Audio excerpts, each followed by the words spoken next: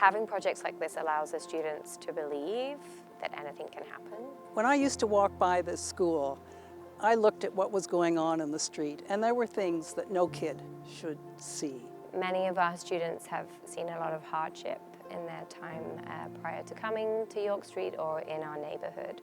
Sometimes when we look around Lower Town, we don't always see a lot of beauty within the neighborhood. Unfortunately, there's a large addiction crisis happening in the neighborhood.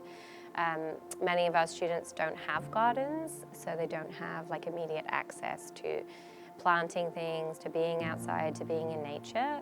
Through EnviroCentre, they took an aerial shot of what the schoolyard looked like, and it was just brown. Before, we had a lot of dead grass and just like a lot of it seemed more like the outside of the schoolyard, so like very like city. And why shouldn't we have a nicer schoolyard?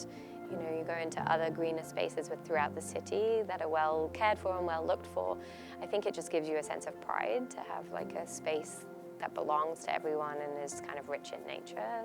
A tiny forest is a benefit for the whole community, not just the school, but the parents, people who walk by. I often see people stop and read the signs and, what is this thing?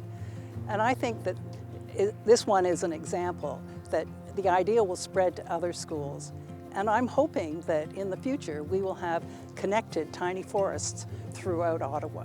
I think that being outside for learning is just very good for your mental health, and just it helps with concentration for some people. It feels more open and less stuffy for learning, and it kind of helps your mind expand a little. So I think kind of my philosophy is, why not? That's what I've always looked at, is why can't we do it?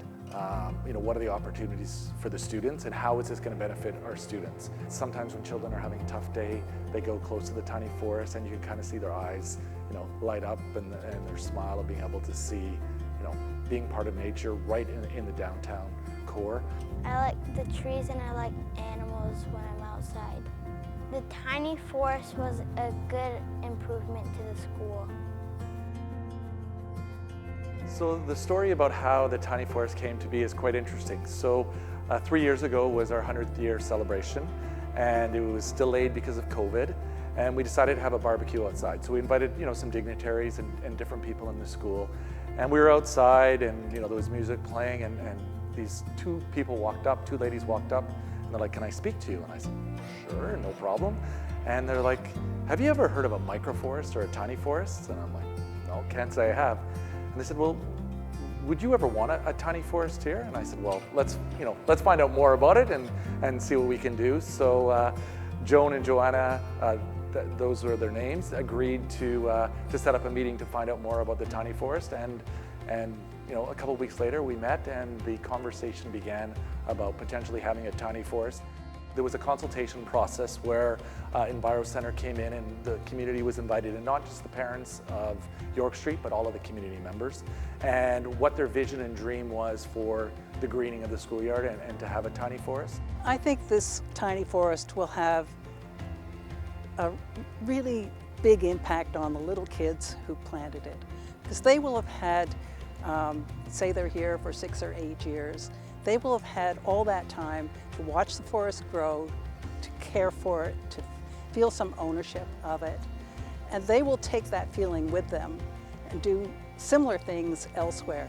I want to get into architecture when I'm older, and I would find it really interesting to see how architecture can be with a place that has a lot of nature already without destroying the environment that's already there. Like how we can incorporate more housing for people without destroying the ecosystem that already inhabits that place. I am very big on the environment and how people treat the environment.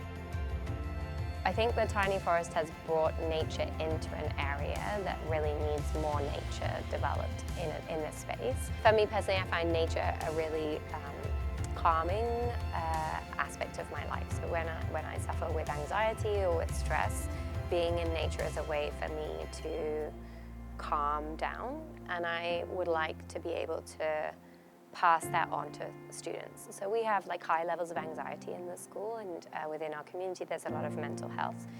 And I think now in 2024, students really need to be more mindful and more aware of ways to calm themselves down, and bringing like nature in as a tool that you immediately have around you in order to bring you back to being more grounded, and a way of centering yourself can be really important. And students joke, we want a tennis court, we want soccer nets, and then as we started to talk about, well, what does it mean to actually green your school, the conversation came out about the tiny forest. And as we went along and they began to get the soil ready, and the day of the planting was a beautiful moment. It was magical because every student and every staff member had an opportunity to not only be part of it, but to dig the hole and to put a plant in there. My favorite part of being in the Tiny Forest project was probably working with like the little kids and like helping them dig out like the hole to put like the tree in.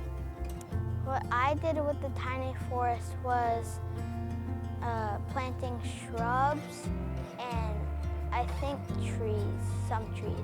In terms of the planting phase, where it was all tightly kind of planted together in order to kind of force it to grow quicker, it's been really interesting for the children to come back from the summer vacation and see how much it has changed already. It's interesting how things can grow on their, I just like how things can grow. I think they're interacting with it in the sense of just kind of looking at it at the moment. I think students are kind of really noticing what's there and looking at the different plants and species that are growing in that space.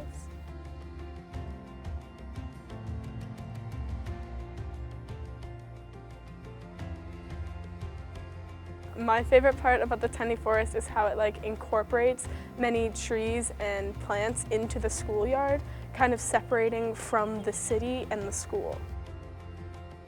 The government needs to wake up to the mental health crisis. It's really challenging working in a school where the services are so limited for the young people, and seeing the projection that some of these students have ahead of them, in a fairly crime-dominated part of the capital city. It's just been really invaluable to have funding put in place in our school and to have recognized that this is a space worth beautifying, that these students are worth spending grant money on and making special opportunities for. It has been a huge pleasure to be able to fund this project. I've watched it grow right from the beginning. I've been active in it. I weed the Tiny Forest. And as much as I'm fortunate that I can give the money to pay for the whole thing from beginning to end, I have been repaid in spades because the whole project has given me joy.